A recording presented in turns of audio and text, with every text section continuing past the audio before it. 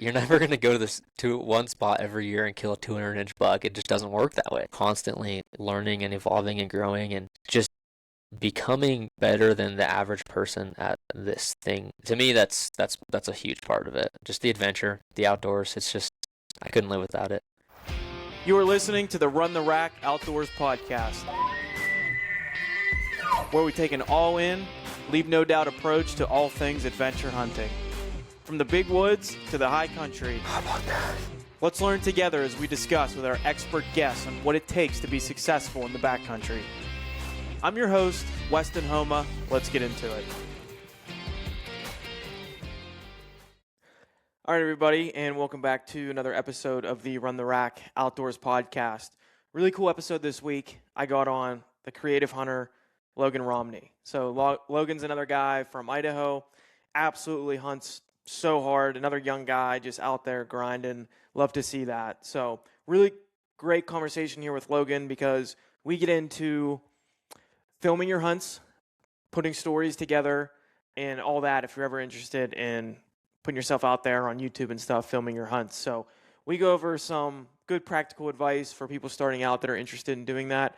I kind of pick Logan's brain on how he puts a hunt film together because he also, he does this, I think full time, he said, filming hunts and doing all that. So really cool stuff. I remember watching some of Logan's hunt films like over the last couple years before I even really connected with him, but super cool guy. Go check out Logan's Instagram pages, his YouTube channel, check out some of his hunt films.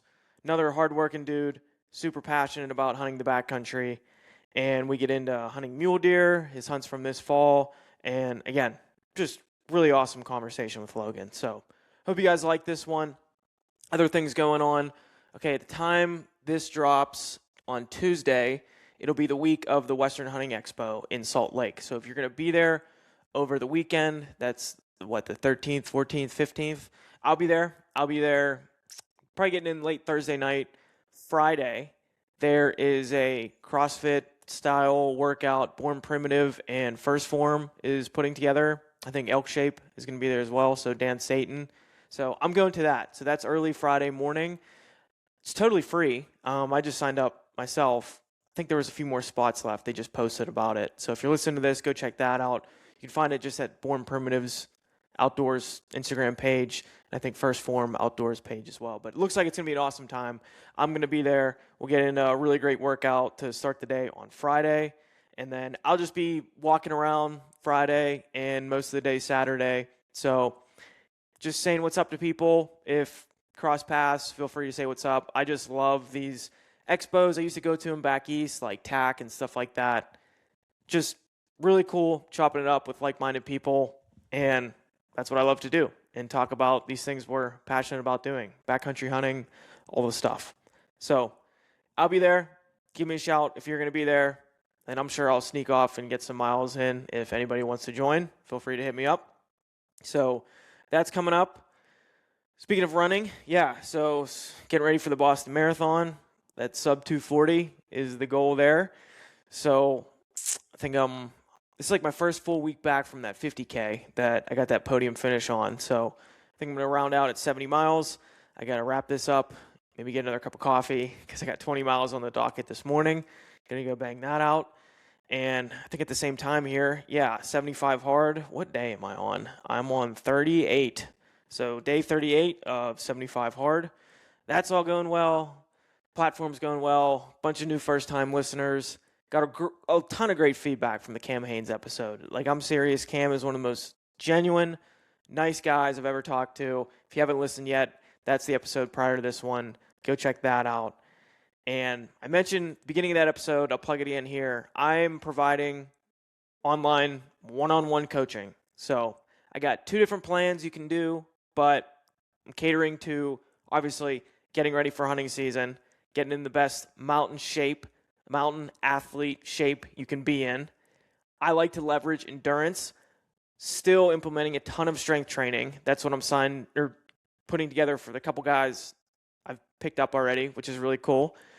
So still implementing a ton of strength, but I feel like the running, building endurance, building my VO2 max, that's really helped me in the mountains. So If you want to even run a race, run your first 10K, first half marathon, go for a marathon or even an ultra, I can absolutely help you out because I didn't have much of a running base just a handful of years ago, and I'm at where I'm at now, and it's pretty cool. I got a lot more to go, but I do love helping people. I've put some plans together for guys just for free over the past year or so, and I'm like, okay, let's do some formal coaching, and really excited to get this out there. So if you go to my website, runtherackoutdoors.com, there's a tab that says coaching, and you can click right there for a free 30-minute coaching call. I got some time slots, always open, always available. Hit on one of those, schedule a call, we'll chop it up and see if we make a great fit. So that's the Run the Rack online one-on-one coaching, and pretty sure that's it. So everybody enjoy this episode with Logan. Let's have a great week. Let's work as hard as we can. Let's leave no doubt, and let's run the rack. All right, everybody. Thanks. See ya. Go Hunt has a single purpose: make it easier for hunters to get into the field. Hunting tags are only getting harder to obtain, and Go Hunt is a research platform helping navigate the ins and outs of drawing tags and researching hunts across the West. I've had a Go Hunt membership for years now, and I'm a big fan of the articles written on there by Brady and Trail. The content is next level stuff that has helped me a ton. From animal behavior to archery, they are sharing all the nuggets. I also love the hunt films on YouTube. They are extremely inspirational, and they'll make you want to get out in the mountains ASAP. Check out the Go Hunt Gear Shop, where they have everything you need for this coming hunting season. Use the code RACK, that's R-A-C-K, for 10% off eligible items in the shop. And you can use the code RACK for $50 in-shop credit when you join as an insider. So sign up for a membership and immediately get $50 back toward hunting gear. Check it out. You won't regret it. Logan Romney. Dude, how's it going, man? Dude, it's great, man. I just got home from a trip a couple days ago, and it's crazy how warm it is out here. Where are you located? I'm in Idaho, and it's like there's like no snow, dude. It's wild. That's right. I think I'm in Boise. You're on the Oh, other okay, side, that's right. aren't You are, yeah. Yeah. Yeah, I'm in Idaho Falls. Okay, is it warm there too? Like Dude, it's unseasonably warm? crazy. Yeah. Yeah, everybody's telling me so this is my first winter here. I just got here in October, but I'm like, where's all this snow I thought we'd be getting? And everybody at work and just around town is like, this is not normal. Yeah. No, it's so weird. I mean, dude, I'm like, I have some trail cameras out right now, and normally where they're at, it would be covered in snow. There wouldn't be anything, but there's deer on that camera every day, which is crazy. So I don't know how it's going to affect our season next year. Obviously, the survival rate's going to be better. There's going to be more deer to make it through, and elk. But I don't know how it's going to be with the snowpack, right? Over the summer, are we going to have enough water? I don't know. It's probably going to depend a lot on the rainfall over the spring and summer. So I don't know, but I was curious your thoughts on this because I've been talking to some guys around here. Some of these guys have been just connecting with not even social media guys big time, just hardcore mule deer guys. People don't even probably know their name, but those are the kind of guys I like to get around. So I'm trying to pick their brains on what they think this is all gonna unfold. Well, for starters, I know even if I might go out start looking for sheds at some point with my buddy. I mean, most animals are still going to be high for sure, but I was curious your thoughts on, I don't know, how this is going to affect deer. I mean, the survival rate should be good. That makes sense to me, but I don't know. We'll see. Yeah, I think it will be good. I don't know how much you've dove into some studies, but there's studies that show a lot of the factors that influence how big a buck gets is based on the doe's health when that buck was born, right? So if we look this year, the does are probably pretty healthy. They have a lot of feed. They have plenty of feed. There's no snow on the ground in some of these winter ranges where there normally is already a lot of snow. So the fawns that drop this spring have a really good chance in 4, 5, 6 years of being really big bucks. Just from data from people who raise deer and do these studies. So that's interesting. And then coming out of this year, it really still is totally up in the air of is this going to be a good, I said, summer? Are we going to have a drought because there's no snow up in the mountains? Or are we going to get enough rain that it's not going to be that big of a deal? So it's it just kind of depends. I've heard people say this, and I believe it, that like weather is really the most important factor when it comes to the health of a deer herd. You can have a really bad winter and it'll kill a bunch of deer. You can have a few good winters and the deer are going to be pretty healthy. So it just depends, and not only the winter but the summer and what the rain looks like throughout the entire year makes a big difference. But I'm not like a biologist, and I just listen to other people talk about it and then kind of I just reiterate listen what to I hear. whatever But Robbie Denning talks about on yeah, Rockcast, and he's my biologist. exactly. Me too. Gotcha. Well, that makes sense, though. Before we get into it, and yeah, I know you just got back from a hunt, so we can Yeah, get into that a little bit too, sure. along with like the other things I wanted to get you on and talk about. But if you want to give like a little bit of an intro too, man, because you got some great stuff with your content, your hunt films, like everything you're doing with like Creative Hunter Media. Just go ahead if you want to give an intro. Yeah, thanks, dude. So I've been shooting content, photography, and video for almost 6 years in the hunting industry. And I got into like wildlife photography right out of high school and pretty quickly realized that wasn't the path I wanted to go down, but I found out that I could actually like make a career in the hunting industry shooting photos and video. So slowly I kind of worked up to where I am now, where I do a bunch of my own films. I film all of my personal hunts, but then I also go on a lot of trips with other guys, whether it's a company who needs content or assets for just their channels or TV shows, or really anyone who needs hunting content. I'll go shoot it for them. And that's where things have been going lately. And I'm trying to build my own channel to where I can just hunt as much as I want, but that's not always a reality. It costs a lot of money, so just trying to build that up has been fun. But it's getting to a cool spot. So yeah, that's kind of where I came from and what I do. That's awesome, dude. That's exciting. Even just recently, shooting a few messages back and forth, and then I hopped on your YouTube channel because you just released a hunt film. I want to get into that. So awesome to watch. But then I realized too, like, oh, I've seen a bunch of your videos, dude. Like, you've been making some great stuff for a while. So it's cool to see it grow. It's cool to hear you're in a good spot with it now too. That's awesome. Yeah, thanks, dude. It's fun. Yeah. So wait, where were you just recently, man? I saw you tagged out. That's awesome. Yeah, I was in Mexico on a coos deer hunt, and it was so different, dude, because I've been to Mexico a couple times filming hunts. I've never had a tag in my pocket. But all the hunts I filmed are like rifle hunts in kind of like the hilly mountainous country. And this time it went down with a group of guys.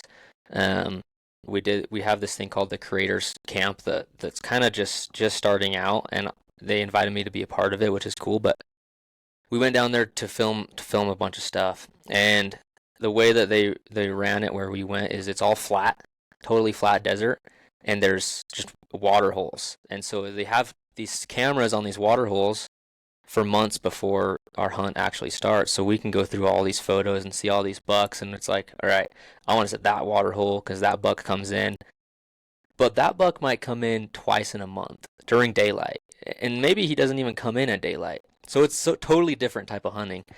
And we would just sit in a blind all day and hope a deer comes in. But you can bring a bow, which is really cool because almost all the shots are under 40 yards, you know. And so yeah, we were down there for 8 days, so sat in a blind every day. We had some rain the first couple days, which really made like the deer don't need to come to water if it's raining. So it took a few days, and we finally started seeing some good deer action, and I killed my buck on the last day. Yeah, man. It was cool. Dude, it was the coolest time. Like, I want to go back now, and do it just because it was awesome. It was. So are you just saying it was awesome, or was it really that awesome It being in was a blind? You know what I so mean? Like, you know what I'm saying? right. I'd never hunted in the blind, and yeah, that's boring, and it kind of sucks actually. But the fact that you get to like target a specific deer, and That's cool. he's there, he just needs to come in for water, like that's cool. The camaraderie, having guys that you like to be around, that's a big part of it. When you're in Mexico, dude, like you eat Mexican food for every meal, and it's super authentic. So you gain a couple pounds sitting in the blind all day and eating burritos, but it's really is just a fun time. I think yeah, like maybe the hunt's not like the most epic hunt, but if you have the right guys, you have the right crew, and you just have the right mindset, it's actually really fun. That's sweet. That's actually funny. Me and a couple of my buddies from back east, we were just texting, and one couple of them were like, really itching. They see these everybody's like down, a lot of guys are down in Texas hunting whitetails right now, Yeah, and similar style hunt. And I was like, I don't know. But then I'm thinking more about it. It's like, well, that would be fun, like with your buddies, just camaraderie, like at a hunting camp and chance at like a really good buck. I could see, yeah, that could be really fun. yeah, yeah. It's not like a hunt I would do for every hunt, right? Like I would get so tired of sitting in a blind all day, or a tree stand. Dude, I grew up in Pennsylvania. I couldn't take it Yeah, anymore. That's why yeah, you like.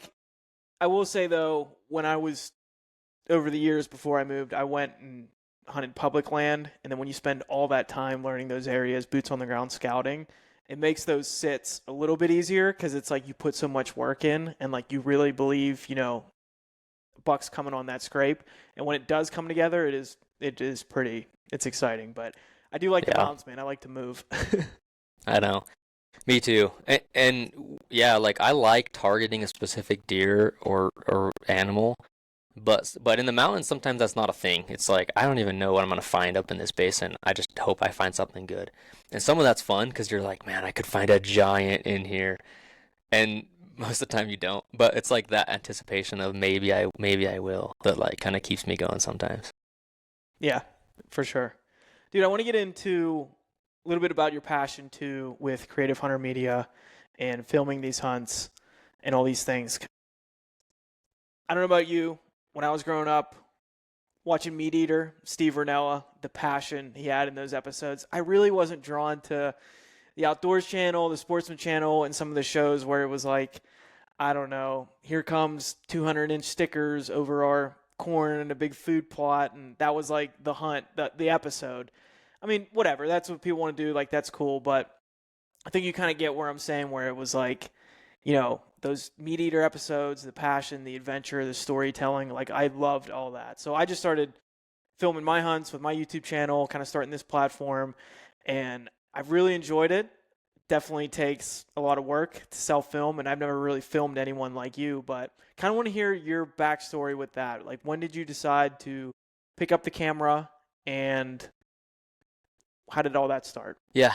Well, the way it really like started in the beginning, my dad he used to be a wildlife artist, so he would paint um wildlife scenes and super cool stuff. Like he sold paintings in like Jackson Hole and crazy stuff. But he would go out and he would take photos of animals and landscapes so that he could like put them together in a painting and make like super cool paintings, right?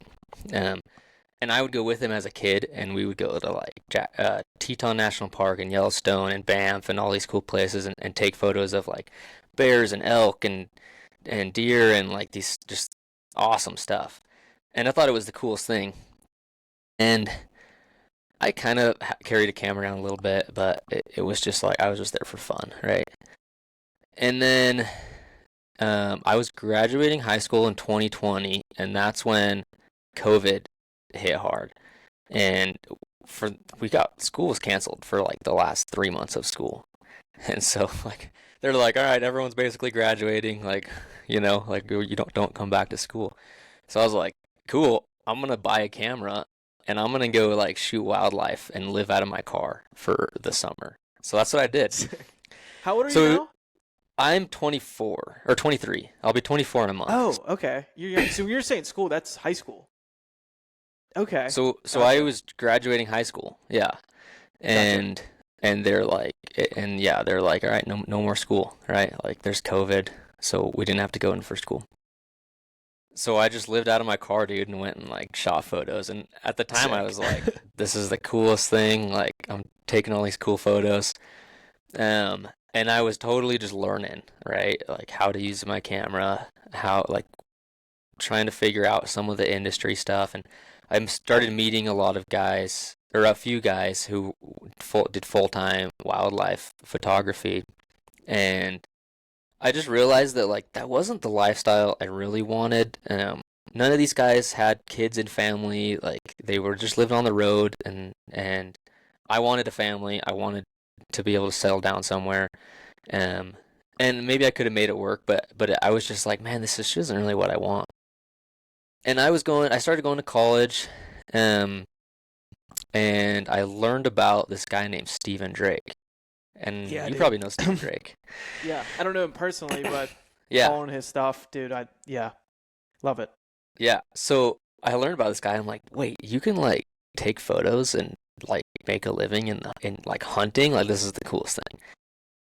I was doing some guiding on the side for fun, just because I loved it, just the hunting side. So I started taking my camera, and I took Stephen Drake's course called the Hunting Photographer, and that just like that was like, all right, this is it. Like I have to do this. And this whole time I'm in college, so I'm taking classes. I want to graduate college, and I am just learning the ropes on this and just shooting a bunch of content. And started my own channel, started filming some of my own stuff, and it took a while. I mean, it's been 5 years since I like really started hardcore, 5 or 6 years. But it's gotten to a point now where like I just graduated college over the summer and I'm full time with this. Like, but I couldn't Sick. have. Yeah, that's It awesome. was like just the timing was perfect where I graduate and I've been working all these years with school and building my own business that now I can be full time. So It's awesome, dude. it's Does your super degree cool. have anything to do with what you're doing? Yeah, a little bit. So my degree is digital and social media communications. Perfect. Okay. I thought you So were it's gonna like, say like something random. Like that's right, usually how that goes, right? counting or something, right? Yeah. Yeah, no. Yeah. No. No, Okay. it No, that's totally good. is. That's awesome. Yeah. And it was cool because like I got to use my business for like class projects. So it'd be like, hey, like you need to like have a social media account and like do this stuff. So I'd be like, sick, I already got one. I'm just gonna use this, right? So I used it for school. I was learning and growing at the same time with stuff like that. So it worked out really well. That's awesome, dude. I love just the hustle too. And congrats to be where you're at, even like at your age. That's awesome. That's exciting. Yeah, thanks, dude. Yeah. Thanks, dude. I really went down. Okay. I went down the photography rabbit hole so hard. Oh, I don't know, like 3 or 4 years ago. And what I was doing back in Pennsylvania, when I just was like started hunting the West, I loved it so much. All I thought about, I really got into backpacking and just going and spending nights out in my tent by myself a lot of times, long weekends. And I got really into photography and and I still like, now that I'm here in Idaho, I really need to like get back into it, pick it back up. So I used a little bit of a work bonus. I got a Sony A7R III, and that's what I used to film this. But Nice. then I got a little Sony RX100 that I take like on my trips and stuff. So I've been filming off that, taking pictures. But anyway, at the time, went down that rabbit hole so hard and learned and bought. There's even like some books back here, all on photography. Like, just was obsessed with it. Never really grew it too much. I had like my own little side Instagram page, and then I sold prints. Not a lot, but a few. And then I remember this Nice. one like state park reached out to me to use like a landscape shot for their or landscape shot I took for their redoing their website.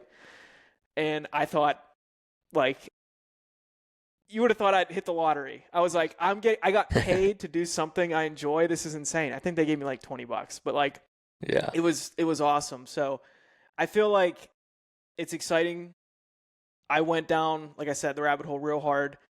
If you have any like recommendations for beginners, not even talking cameras right now, but where to learn and where to start, what would you say if they're like, I don't know how much I'm going to get into it, but I'd like to know at least like the few couple things for photography and videography too, I guess.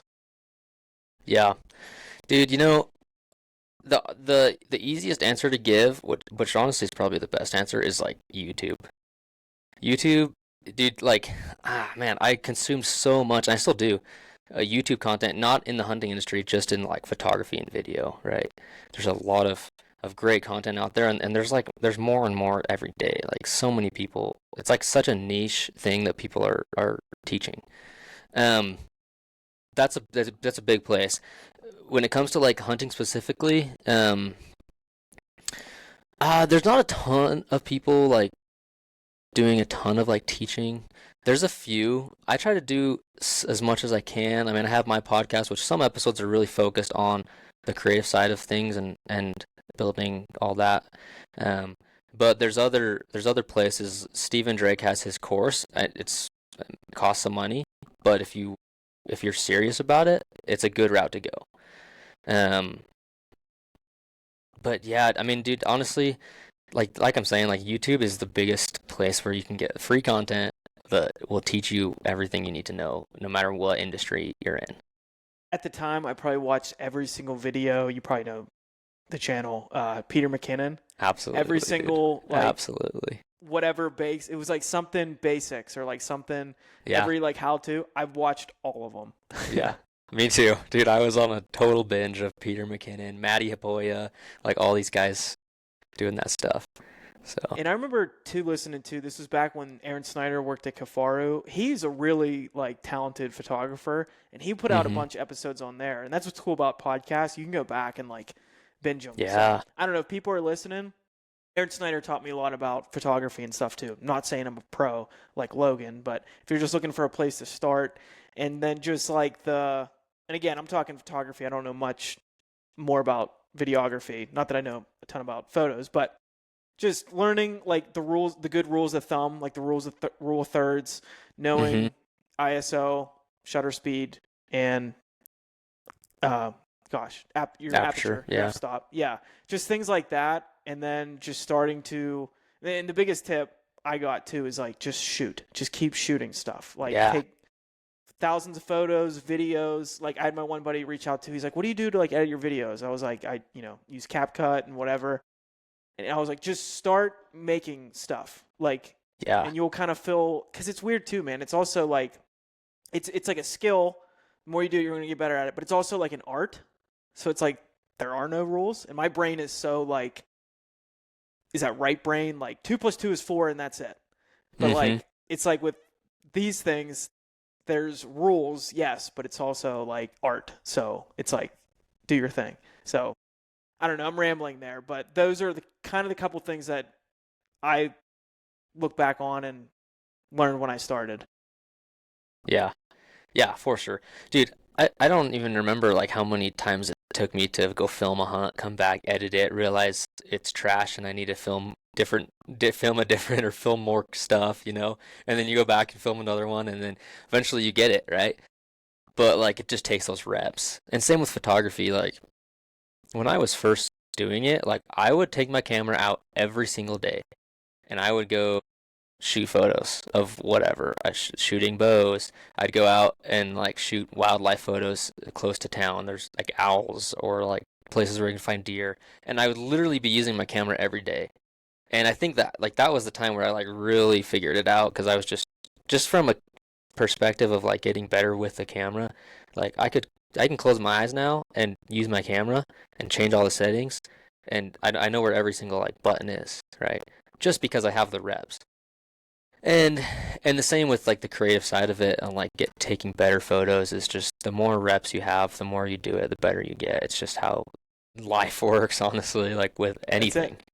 Yep. And it's so funny too when you like, and I would still, even if I picked it back up and did it now, it'd still happen. But there's so many times where it's like you take your camera out and like it makes sense in your head, the picture you're trying to take, and then you take the hmm picture and you're just like, this isn't even like what I was looking at. Like, you know Yeah. what I mean? So it's just all about getting the reps, and then you kind of find your style, it seems like a little bit too. And I need to pick it back up and do more of it this summer. But that's what I would do. So for years, like I would go backpacking, prepare for these Western hunts, trying to be like a good backpacker. And then my mission might be, I want to get to this ridge for sunrise to take like the best photos. And like in my mind, I was like, okay, I'm like on a hunt, like that's like where I need to go. So I would do those like weekend trips, run a camera, and then that was like kind of my mission. But it was fun, dude. I enjoyed it. I'm definitely gonna do it more out here. And then always take that little Sony on all my hunts and stuff too. It's fun. I feel like too it slows me down because I'm always so like, even if I'm backpacking, like I need to get, you know, I said I'd get here at the end of the day when it doesn't really matter. But if I have a camera, it kind of just like slows me down, lets me kind of take it all in. It seems like. Yeah. Yeah. For sure. Yeah, it's interesting because I carry a camera all the time, and I'm always filming everything. And some people, I feel like some people are like, well, like how, like, does the camera take away from the hunt? In my opinion, like the camera, it's like second nature. It's part of it. Like to me, because I've done it for so long, it's like it's just part of the hunt. It's there, and I use it, and I document it.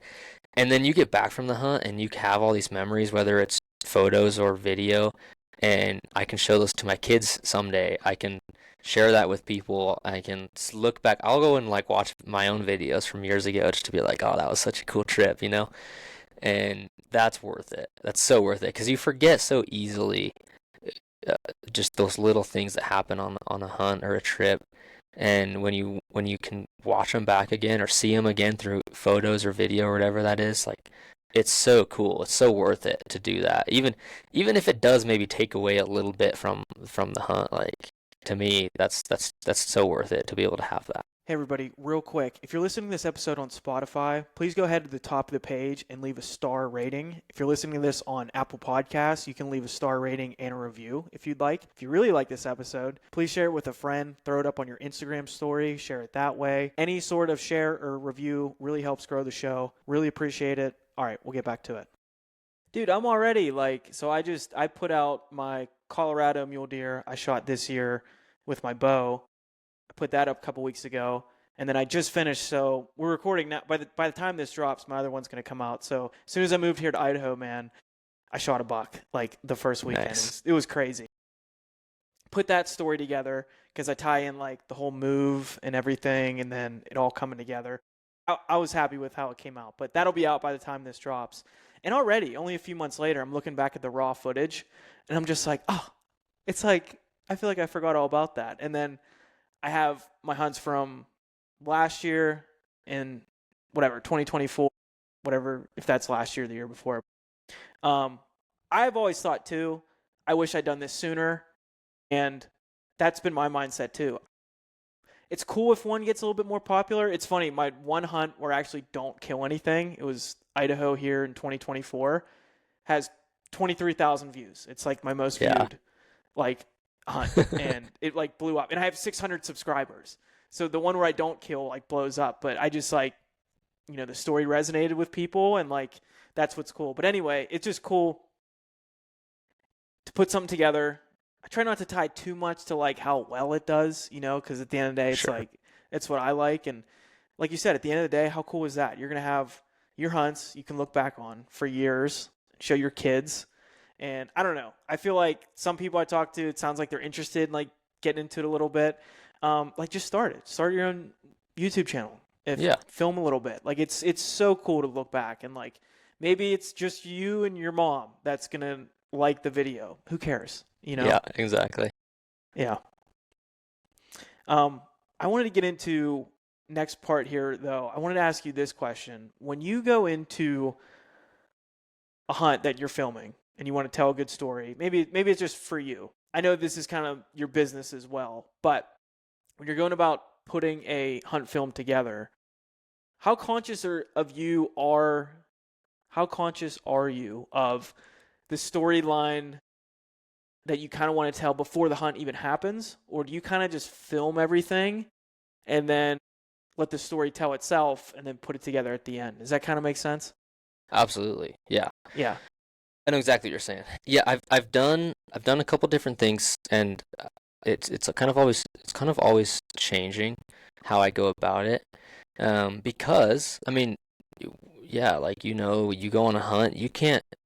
There's not like you can't just like plan it. Like, okay, I'm gonna Right. kill on No. day four, right? Like it doesn't Right. work that Yeah. way. The deer's gonna be right here. Yep. It's Yeah. like yep. So it doesn't work that way, but I like to go into my own films with more of an overarching theme.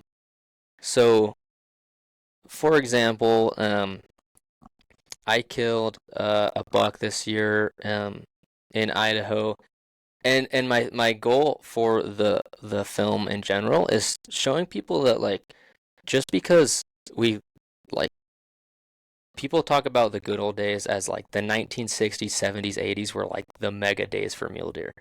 the best time to ever hunt mule deer. And some people I feel like kind of get stuck in the past. So my goal on the film was to say, hey, like there's never been a better time in our lifetime to hunt deer like right now. Like it may never be this good ever again. It may get worse. It may get better, but it might get worse. This might be the best time. So my goal with the film was to show like let's like take advantage of what we have right now, and be grateful for it because this is gonna be the good old days someday, right? So that was my goal with the film, and so I kind of plan. All right, how do I want to shoot this, and how do I want to tell the story as I'm going about the hunt? The Mexico hunt that I was just on, my goal with the film was was less on the hunt necessarily, but more on like the camaraderie of the hunt and like spending time with guys that make that trip something, right? So then I go into the hunt and I'm like, all right, when I'm at the lodge and we're like hanging out having dinner, like I need to be filming that. Like that's what I want to show. And so it just kind of changes a little bit of how I'm filming. So, and I've done that just kind of recently over the last year, and not even on every hunt, but just on a few where I'm I have a goal in mind of what the theme or the story I want to tell, while I'm on that hunt. And then you have to just let the hunt play out and film it as it goes. But you can include, or you can think about different parts of that hunt and how they pertain to that larger theme, right? Now, that's not every hunt. If I'm filming a hunt for a client, or sometimes if I'm filming hunts for myself, I'm just filming the hunt, just documenting how it goes, and maybe I'll come up with a theme later, or maybe it's just going to be a hunt film, and I'm just doing the best I can to capture each day and each moment in the way that I want to present that later. Um, so there's a couple ways that I've gone about it. I have even done some trips where it's like, all right, we have a shot list, and these are the shots we want to get. Of Obviously, course.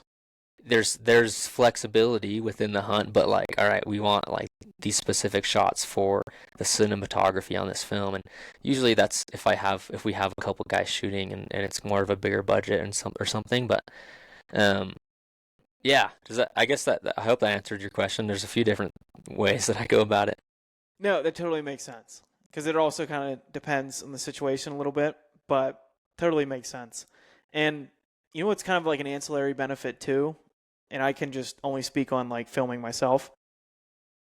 If you're doing that and the hunt gets hard or like something happens that doesn't go your way, I like to trick myself or just tell myself like, well, this is just going to be awesome when it all comes together. Like this is just Yeah, part of like the story. And you can really say that whether you're filming it or not. But that happened to me in Colorado. I missed a buck. I took a really far shot I probably shouldn't have took at a bedded buck, but I had all the time in the world and I really couldn't stalk closer and I missed. And that's a little bit what kind of kept me going, to be honest. I was like, this is yeah, just going to be a hell of a story. So you know what I mean? oh yeah, absolutely. Yeah, I mean, you watched that film, stalked in on that big buck 3 times and bumped him every time and never killed him, but I killed a different buck, but like yeah, like those low points kind of suck, but they're part of the story and part of the hunt. And if you can capture it, that's even better because people want to see that. That's authentic. When a film comes out,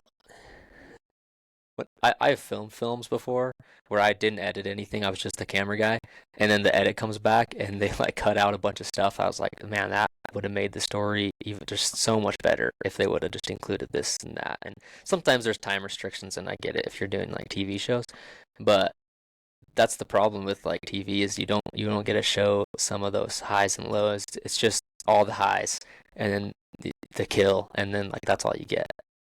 But anyways, so I love capturing those low points in hunts. It's For it's sure. it's fun after it's all over.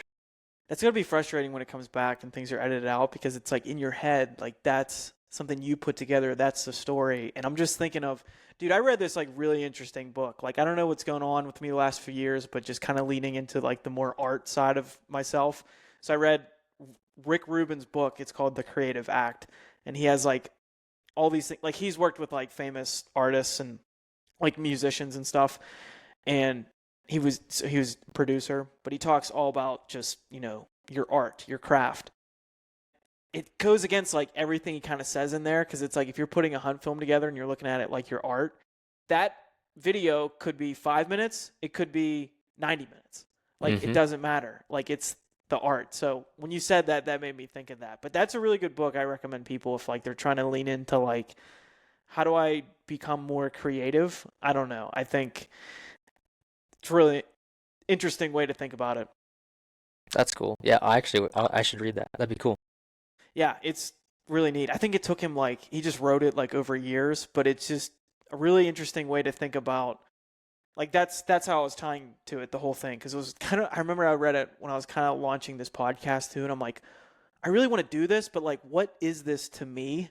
I was like asking myself all these questions and a lot in that book kind of like gave me freedom of like there is no rules. This is like something you want to put together and it should just fulfill you, do your very best at it.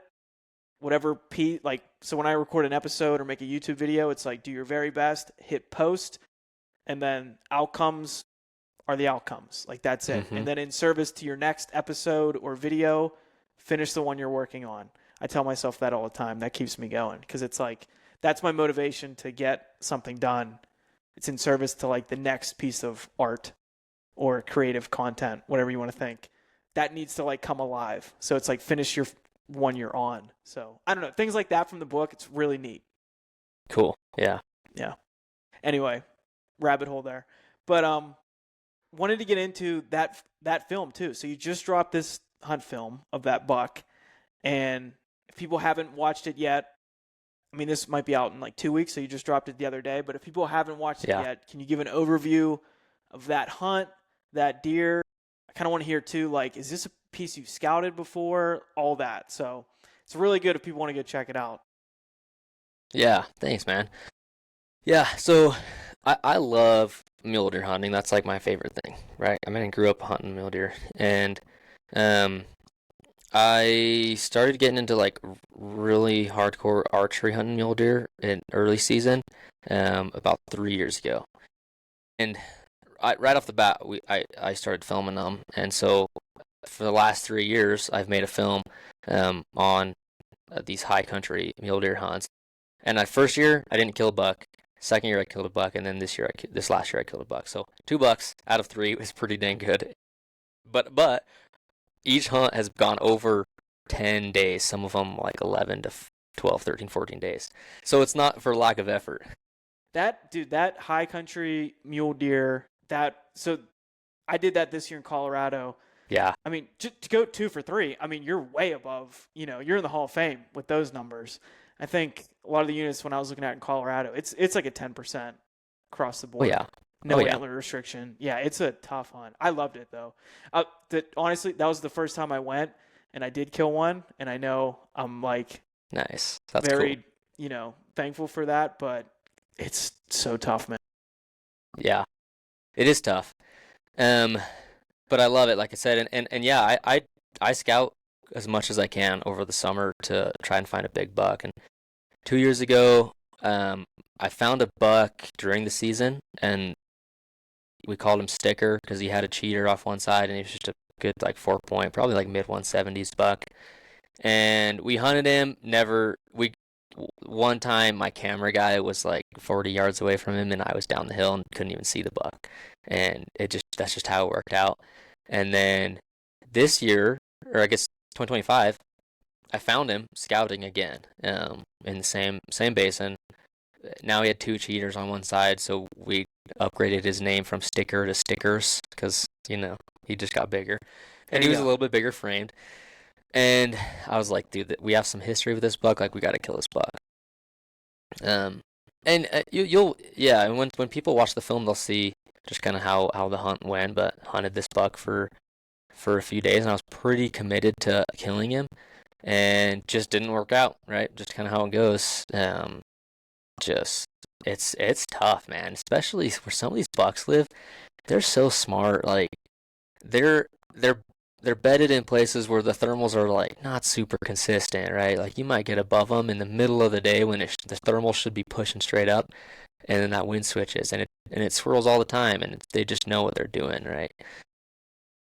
So it's hard to kill these big bucks. I was up there for 14 days, hunting from start to finish, and I killed a buck on I guess it's technically day I think 11 or 12 of when the hunt started, but I had already been up for a couple days before the hunt started. So Dude, that uh, is a grind. That's a long yeah, time. crazy And I dude. know, yeah, you ended up being by yourself. Did you come Yeah, off and come back, or did your buddy just leave? I did. I came off for Okay. a day. I had to Okay. take him to the airport and then Okay. went back up, and I only had a few days, so went back up with a few days, and dude, it like rained every day, like it was actually terrible weather. Dude, that kind of looked But miserable. yeah, Yeah. it was a little bit, but dude, I didn't see a single person. Like it was awesome. Like Yeah. opening weekend, there was guys everywhere. We were running into guys on basins, and some guy tried to camp right next to us, and like 5 miles deep. I'm like, no, dude, like I staked this spot out. But anyways, Right. like crazy stuff. And then yeah, and then we get like some bad weather, and no one's in there. And the deer are still there, like they're still out moving, they're still feeding every day and stuff. And that was what I needed to make it happen. Um, and pattern a buck, this group of bucks.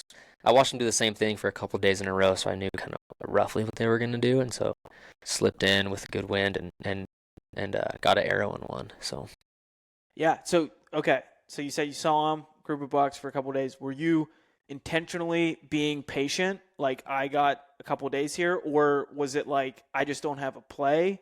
Like, what was your thought there? Because yeah, that's patience right there. yeah. So I had talked to a guy who I knew who hunts up there, and he was there the opening weekend too, and I was trying to kill this big stickers buck, and he was hunting this back basin, and he was like, man, every day these deer like feed up through the bottom and up into these pine trees, and they do it every day, and he tried to cut them off one day, and it just didn't work out. I think he got busted somehow, and he ended up having to go home. So by the end, by kind of towards when I killed this buck, um, he was gone. Jamin was gone. The stickers buck, I couldn't find him again. He was gone. So I'm like, I'm just gonna go like check this other basin where these deer supposedly do the same thing every day. The first morning I sat there, they sure enough, like they fed out on this in this grass, fed up into the pine trees, and I was like, okay, like that's totally doable. The wind comes up this draw all day, all night. Like there's just a constant wind coming up here. Um, Almost impossible to stalk them where they bed, but if I can cut them off, I'm gonna make it work. So the first morning I watched them do that. Second day that morning it poured all morning, but I watched them that evening, um, kind of come back down. So I was like, hey, this third morning solo, I'm gonna be above them and try and glass them up. I'm on the same face as them, try and see them below me and cut them off before they can feed up into the pine trees. So I did. So I was up there right at like way before dark. I went way up and around just to make sure I didn't spook them, um, and was up above them. And I had worked into like 90 yards, and they were out in the grass feeding, but they would not come any closer. So I just sat there and waited because I knew they were either gonna keep going or they were gonna like hang out. And it was cloudy this morning and kind of rainy, so they just I was going to bedded ask like you out in about the the open. weather because I Yeah, know that wind, those thermals can get a little finicky if you're not, if you got bright bluebird skies and that sun's coming down, yeah. more or less you're going to have a consistent thermal. So what was going on there with the wind and everything? Was that making you nervous? So not really because the direction this canyon was facing, the storms that were blowing in were all the wind was blowing up the draw. And it was really consistent. It was fairly windy, like not super windy, but it was windy enough that my wind was just pushing up this draw. You had And it enough did predominant wind to like, exactly. The okay, predominant wind was gotcha. pushing up all like the clouds would all come from the bottom and come up this draw that I was in. Whereas the stickers buck, it was on the backside, and so that wind would push down over the top. So even when there was a good thermal, you'd get gusts that come from the backside and down. So that basin's just hard to hunt. Yeah. But this front He's side, smart. He knows that. exactly, he knows it. But this Yep. front side, this wind is like constant, same direction the whole time. You almost never have to think that it's gonna switch. Um, So I wasn't too worried about the wind. It was doing pretty good. I just needed to get in range. But like they're out in the middle of this open flat like basin where there's just grass. So it's like I'm as close as I can get. But they bedded like mid morning or kind of early mid morning. Which I was like, all right, weird, but I think I can get down like and I could pop up kind of on a little knob that's only like 40 yards away. First bed? Um, Is it the first time we bedded down? First bed, but a weird bed. Like I knew they weren't gonna be there long. It wasn't sunny. I think that they were just like feeding around, and they were Okay. just gonna bed down for just a Like second. one There gets was down, another one gets like walking yeah, around. Like it okay, was gotcha. there was like $4 or $5 in the group, um, and so they weren't bedded, right? Okay. And when I it's know what not, you mean. Yeah. yeah, and when it's not sunny, like they're not in a hurry to get to beds, because it's not hot out or anything. So they were just hanging out. So I was able to have just enough time to slip down and popped over this little knob, and I was only like 45 yards away, and they were already up and feeding towards me to come into the trees because I was right between where they wanted to go at this point. And none of them saw me. They were all had their heads down feeding. So I like drew back, stood up, shot, actually shot way too fast. I should have taken a second. It's one of those things where you're like, gosh dang it, like why didn't I Yeah. just like really like calm down a little bit more? So 45 yards, I hit my buck, but it was forward. It was quite a bit. It was kind of right in front of his shoulder blade. So not a good shot, really. Like maybe clipped some lungs, but not enough to where he was gonna go down.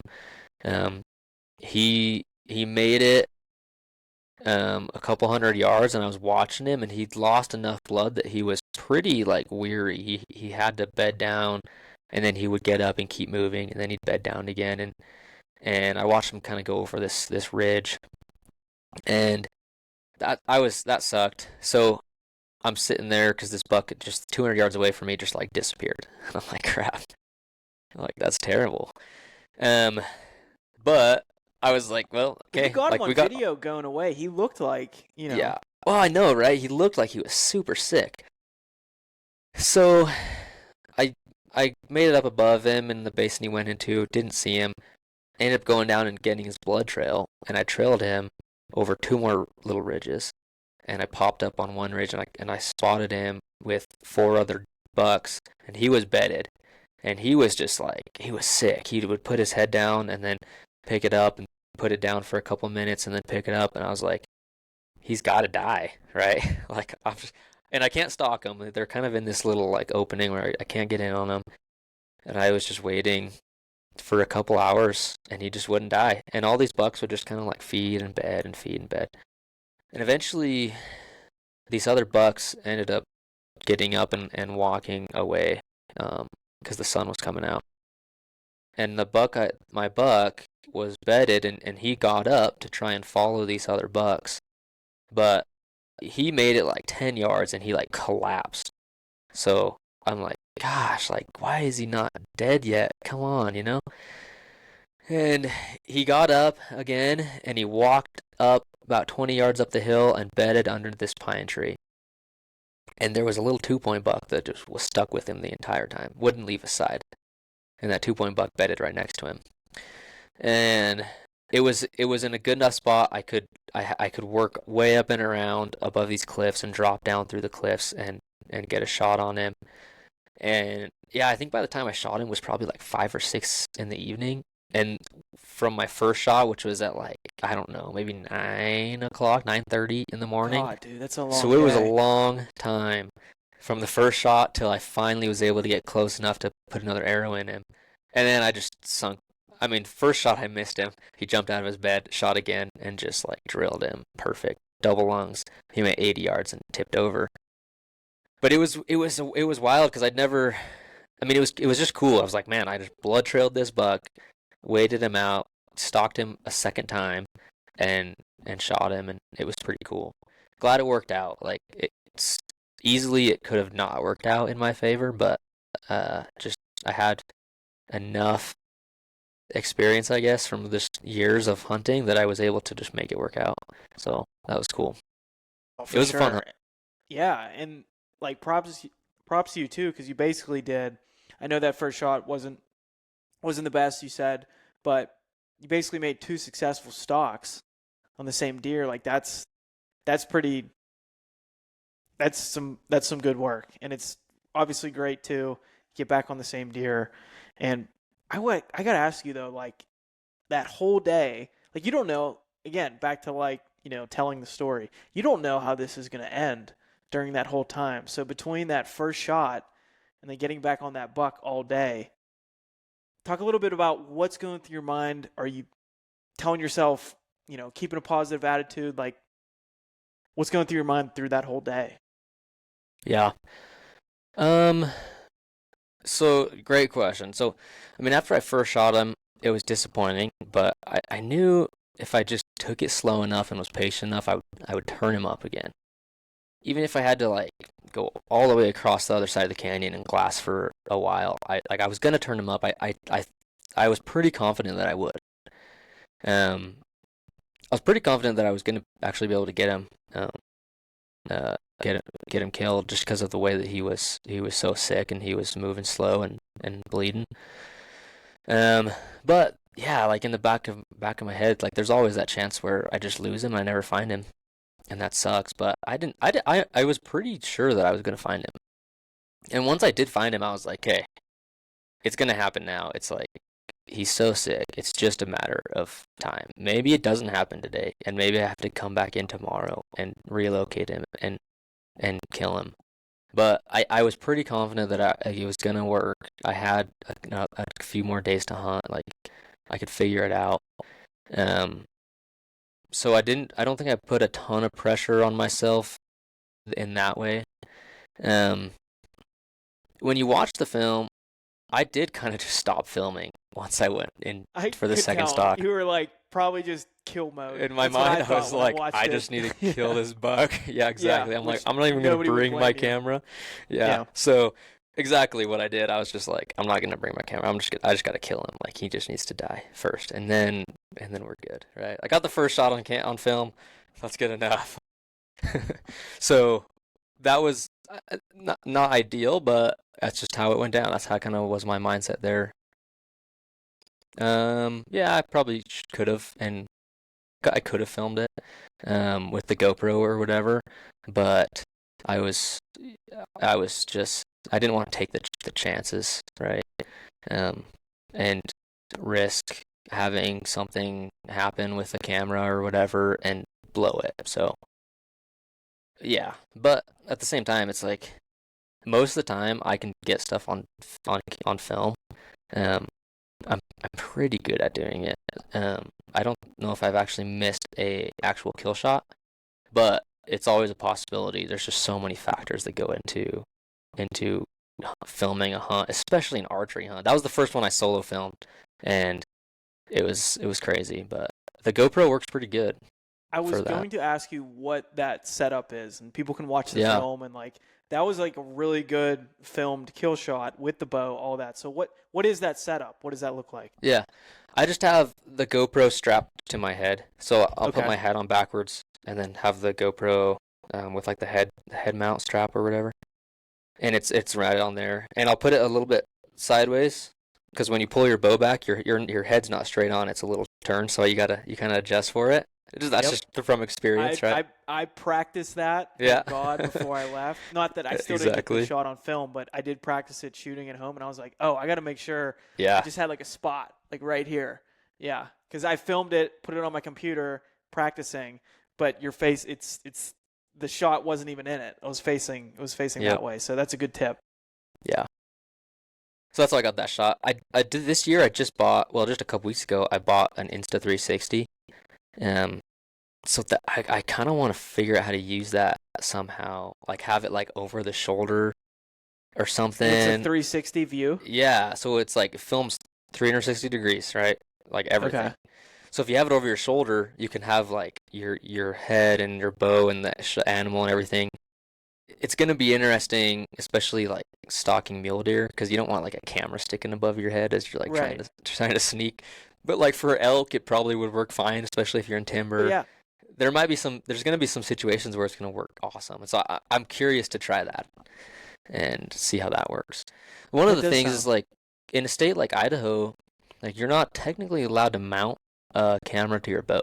I think there's like some weird laws where you're not allowed to have electronics on your bow or something. And there's people are like, it's just a camera. Like I don't know. I just try to stay away from it. So I don't mount anything on my bow, and that could make it a lot easier though, to have a GoPro on the front of the bow or whatever. You can have GoPros facing you on the bow so you get both perspectives. And in a state where that's legal, that's awesome. That'd be sweet. That's probably what I would do. But in Idaho, we're not really. I don't think we're supposed to do that. I don't know the exact laws, but I just don't want to push it. I don't blame you. If it's like something maybe might be a rule, it's just like I'll just Exactly. do it a different way. I don't even want to worry about it. Exactly. But It's not worth I give it. I give you props though for that whole experience getting that buck on the ground because I don't know, man. I talked to a lot of experienced bow hunters on this podcast, and a lot of it I've heard multiple times. Guys talk about, especially Brian Barney. Talk to him Yeah. all about never getting too high, never getting too low. Always just focus on what's in front of you. And it seems like you did that. It seems like you managed that stress well. Because I know there's a lot of hunters out there that could really, they make that shot, they don't feel good about it, they see the blood, and then I mean, dude, you could have bombed right up and then just blew the deer out forever, never found him. You could have just looked for blood for a little bit, gave up on yourself, and I say I'm going to keep hunting, but then that kind of eats at you where you might as well quit anyway. But it sounds like maybe you just have a lot of experience. Maybe you're like a good stoic, just level head and managed it well. So I wanted to give you props there too. That's awesome. Yeah. Thanks. I haven't always been that way though. I can think of hunts where I messed something up and I was like so down in the dumps about it.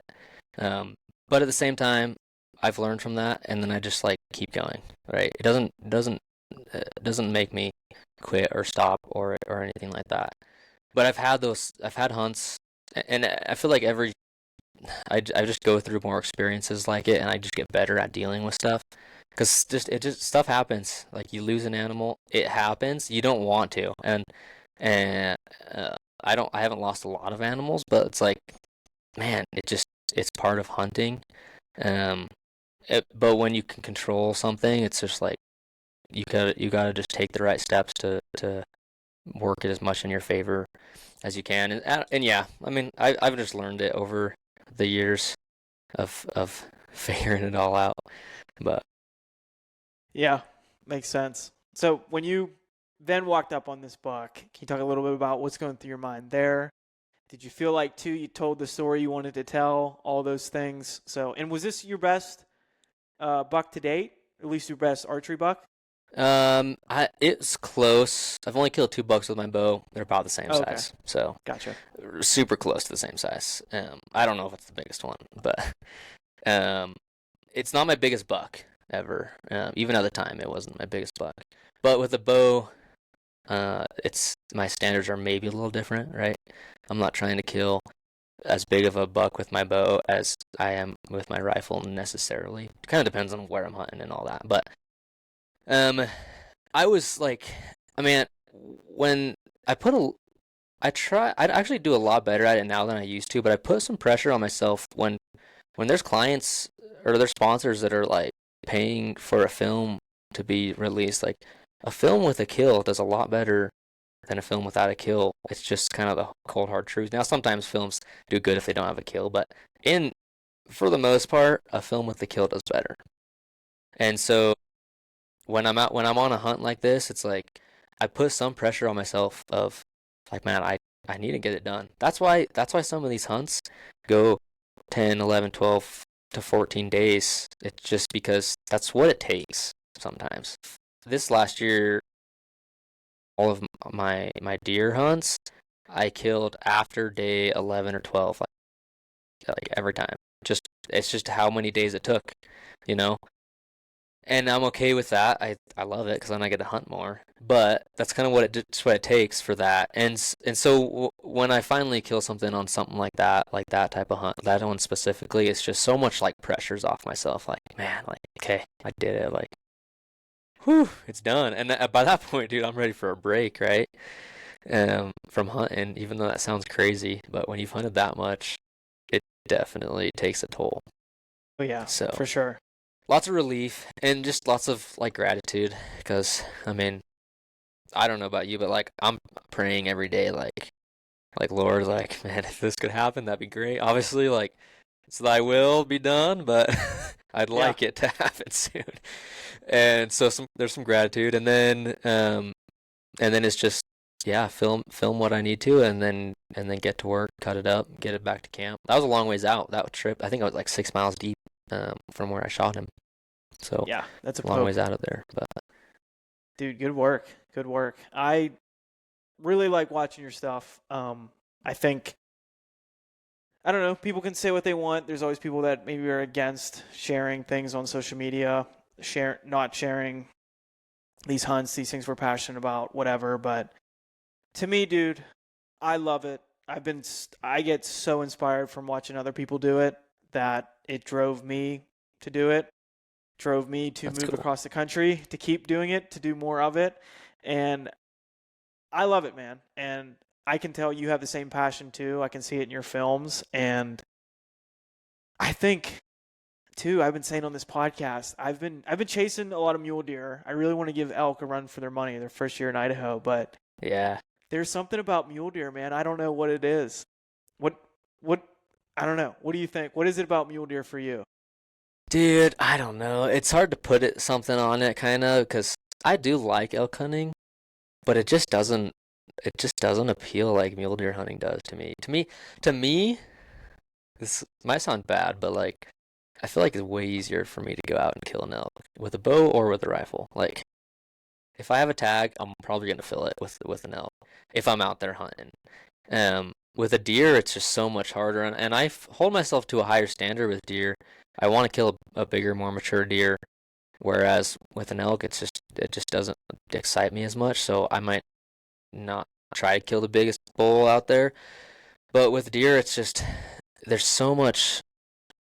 They're like just so different. I feel like, and a little bit more towards my hunt style, where I try to be a lot more of a patient hunter. And for deer, you have to be a patient hunter. And I kind of like that, being able to just be patient. Um, the way that I hunt mule deer, it's just like lots of glassing, lots of strategy in some places. You gotta make the right moves, and it's they don't make noise like an elk does, so it's a lot harder to just find them and kill them, especially big mature deer. And I don't know, just something about it just appeals to me more. Just the way that I hunt them and the country I hunt them in, and it's fun. And I don't get me wrong, elk's cool. I love hunting elk, but like this year I hunted elk for like 2 days, and then if I had a mule deer tag, so I was like, nah, I'm hunting deer because I knew where a decent buck was. But Don't yeah, blame you. yeah. So You mentioned too how crazy it is, like where they bed, where they live, and that was, oh, dude, going through my mind so much in Colorado. So I got lot of yeah, good digiscoping video. People are listening to this for the first time. They see Logan. So my hunt film there in Colorado, it's titled Patience. We're talking about patience for mule deer. That's what it's titled because for me, I knew that's what it was going to take to get it done, and I'm yeah, very patience is something I'm working on just in my day-to-day life. Like I just want things done. Like I want the buck killed now. But sometimes you can't. Sometimes bucks are not in killable, stalkable locations, and they might be later that day, or they might be tomorrow. So it's all about timing and being patient. And yeah, where they live, dude, where some of these bucks would bed, I'm like, I might as well be sheep hunting. And they're so right. smart too. Like they'll just go right at the base of a rim rock, way up in the cliffs. They got the thermals in their face all day, and I love it, dude. It's so challenging, and I love where that those deer, that country where it takes me to, and I don't know, dude. Yeah, I love it too. Yeah, you'll like elk hunting though, dude. Idaho's a great state for elk. We have some good elk country. So I chased him a fair bit. I did go out here before I moved. Dude, I had my opportunities. Crazy hunting pressure. I won't say it on the podcast where I was and stuff, but did not cater to my style at all of just backpacking, get away from people. But had my opportunities, got into elk, called a few in, like worked bulls. Like I was like, it's only gonna be a matter of time, but just didn't get the shot I wanted, didn't have it all come together. And then I did take a shot on a bull and shot right under him. I mean, it was a far shot. I will take so much ownership. I'm gonna like go back to scratch, shoot my bow this winter, but I noticed, so I have this little brass ring as my kisser, and when I got home, and I was like, what is going on? Because we moved spots not long after, and I had a little ball target in my truck. 30 yards, I was hitting the dirt. I was like, what is going on? Low, and that's how I missed the bull. That kisser was sliding on my string, and I didn't even realize it. So it was way off. And I resighted my whole bow in, and like I backed even further up, and I was feet in the ground in the dirt, and I was like, yeah, it stung. So I don't know. Damn. I had my chance on my bull. I shot a cow in Colorado, OTC. I was up there in the high country by myself. Nice. At 24. I blew a couple stalks on bulls. I got that all on film too. But towards the end of the week, I was like, I'm going to this was my first elk, so I was like, if I have an opportunity on a big cow, I'm taking it. So the last herd I stalked in on, and I shot a cow. So that's cool. I was so stoked. I was so happy I did. But I'm giving elk a run for their money big time this year, and then we'll see. But I really like mule deer, I think. Good. Yeah, dude. Yeah. I mean, yeah, it's all fun. It's all fun, and you'll figure out what you like. But it's cool. You'll like hunting. I mean, yeah. Especially as an Idaho resident, it's a lot of good perks to being a resident in Idaho. You can just buy a tag. You don't have to wait or try and draw one. So I mean, they changed everything this year. I know, and it was funny because I was like, people were asking me questions about the new system, and I was like, I don't know. I'm not even looking into it because exactly. I'm a resident. But exactly. I had to get my dad set up. So he's coming out for rifle deer in October. So I was like, oh shit, I have to learn all this now though and do an application. But now I got him taken care of, and he drew his first choice. I was pretty pumped. So that's great. I'm gonna get out there and scout for him. But yeah, lots to come. I'm so stoked to be here. Before we totally wrap up, I just want to ask you one more thing, dude. So what is it about hunting the mountains that you love the most? Is it the challenge? Is it the animals? Is it the landscape? Is it you just love telling a good story with all your creative? What is it for you that you really love about it? Yeah, dude, good question. And I've thought about this too. If I didn't have a camera or whatever, like I'd still be doing this. Like that's not the reason why. There's other reasons why I film it, but that's not the reason why I'm out there, right? Like and at the same time, if there wasn't anything to hunt, I'd probably still go to the mountains. Because I just love being in the mountains. Like, if they took hunting away from us, dude, I'd still be up there, like, glassing a mule deer every day, just because it's, like, so cool, right? Yes. And some of it's the animals, but some of it's just, like, the country, and, like, the mountains are cool, dude. Like, you get away from people. The barrier to entry is just so much higher, like, to get into the backcountry, especially, like, if you want to hike in 10 miles, like, no one's there, right? The only other guys that are there are the guys that are just as, like, hardcore as you. And that's just so cool. I love exploring country and seeing new things and learning areas. And then also just learning how big, mature animals, especially those mule deer, like, survive and live and thrive in those environments. And a lot of the hunting for me too is like I want to find that next level buck, like that big buck. Like, how do I find him? It's hard, especially on public land, to find a buck like over, man, like 170, 180. It's pretty rare, and some like guys do it every year because they have the experience with it. But most people like won't see a buck over 170, 180 in a season, and every year I feel like I get a little better and get a little more piece to the puzzle, and I might find a spot and there's a big buck in here this year, but then the next year there's not a big buck in there, and just learning that, you'll never get it perfect.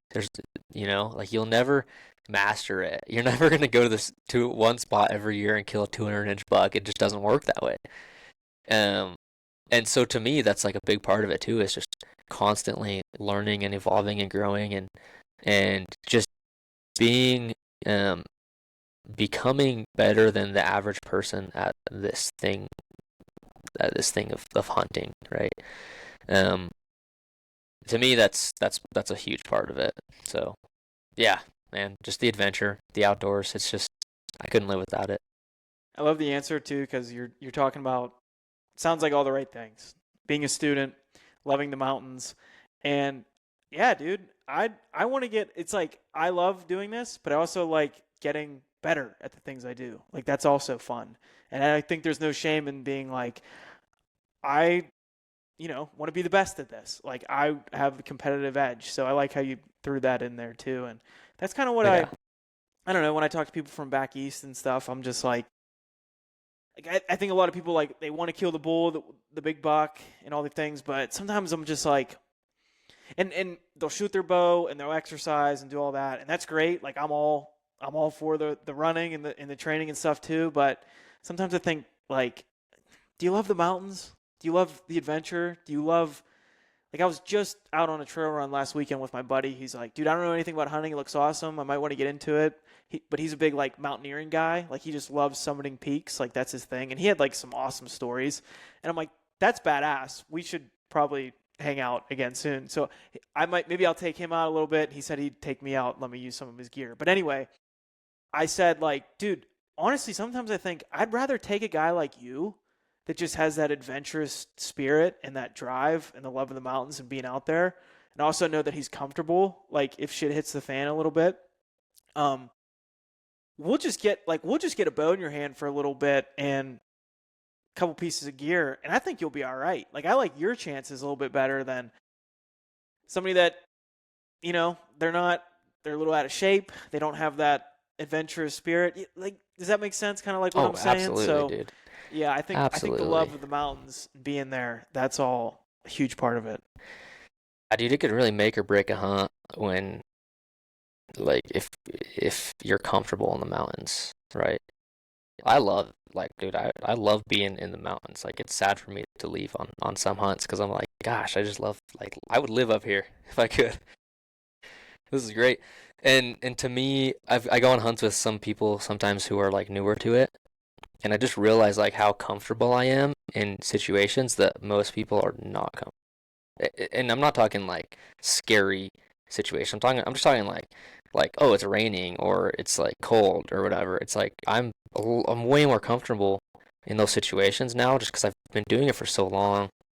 I mean, sure, my gear is a little more dialed maybe, or I don't know. It's just like being out there to me, like those hardships aren't that hard as hard as they used to be. And with more time, I think people can just develop that. Definitely. I think over time definitely helps. But if you want to get better at it, get out there and do it. You just gotta That's do my it. advice. Like There if you it's go. gonna storm like next weekend, go sleep in your tent. Yeah. Like, little things like that. No, dude, I love this whole conversation. I love following along with you. Love your passion. Love your drive. Keep it up. Where can people follow you? Your YouTube channel. If they want to get in contact with you for whatever, feel free to plug everything you got going on. Yeah. Instagram, Logan Romney. On YouTube, it's Creative Hunter Media. Um, or you can look up Logan Romney. I think it pulls up under both of them. And I I have a film coming out every month for the first 6 months of this year. Oh, let's Uh, go. so Heck pretty yeah, cool man. stuff. So everything from this last fall is dropping, and then I'm pretty active on Instagram. I have if someone is listening who wants to get into this the creative side of the industry more, I have a little private channel on Instagram that anyone can join, and I'll post things like if I get hit up for jobs that need to be done or just little tips and tricks. I try to keep up with some stuff on there and help teach people on that channel, so anyone can hop on there and join and just be part of that. Um, and yeah, those are my main channels. So check it out. If you're on Facebook, I'm on Facebook too. Posting everything on there. So, but yeah, dude, Weston, thanks for having me on, dude. I appreciate you inviting me onto the podcast. Yeah, dude, I was stoked to get you on. And then real quick too, before I forget, the title of the YouTube video we talked about, what's that one called? Isn't it just called High Country? I think it's just High Country. It's called Okay. High Country Archery Buck. Yep, the title on the thumbnail is Whatever It Takes. I just thought that was kind of a fitting little title for it, you know? Love it. So, but Love it. yeah, check it out. All right, man. I don't want to take up too much more of your time. Again, appreciate you hopping on, and keep in touch. You're good. Thanks, dude. All right, man. Everybody, thanks for listening, and we will catch you on the next one. See ya. Hey, if you liked that episode, please share it with a friend, share it on your story, and give the podcast a rating and a review on wherever you listen. For more of this type of content, you can head over to the YouTube channel and follow along on all the social platforms. Really appreciate it. See you on the mountain.